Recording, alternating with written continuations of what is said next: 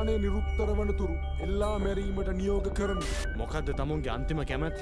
Sir මේක අම්මට ලැබෙන්න සලස්වන්න ඕන.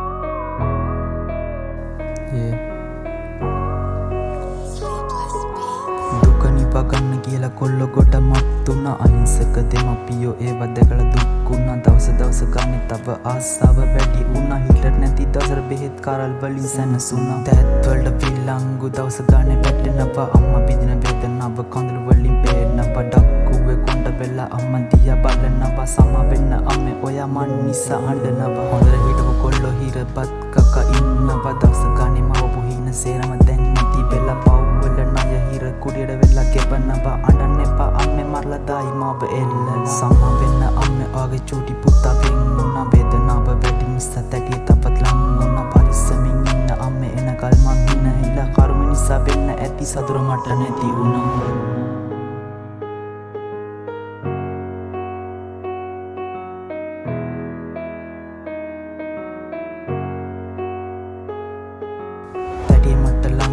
පවුලෙන් ගොඩ වෙන් වුණා. බිත්ති හදර යකඩ දොරයි එක මම තනි වුණා. දවස ගානේ අල්ල දැන් වේදනාව වැඩි වුණා. තැටියයි බටේ නඹ පිගාන වගේ හුරු වුණා. පතනවා මතු බබෙත් ඔය කුසම උපදින සෙන්නේ හසේ උඹේ හැමදාම මට හින හෙන්න කරපව් වල කර්ම මට දැන් ගෙව ගන්න ඉඩ දීලා අම්මේ එපා ආයේ ඔයා දුක් වෙන්න. ඉල්ලන්නේ දෙවියන්ගෙන් රකින්න අම්මාව දෙනවද අම්මේ සමාව ඉල්ලුවොත් මං තව මතු බබෙත් ඉපදුනොත් ඉල්ලන්නේ අම්මව මන් නිසා විඳපු දුක් වල ණය පියවන්න. ආදරේ තාත්තේ ඔයාට අම්මට වගේම අයතුන තාත්තෙක් හැමෝටම හොරාම මල්ලි නැති අඩුව අයියේ දෙන්න එපා දැනෙන්න. සමා වෙන්න අම්මේ වැරදි උනේ හිත මතාම.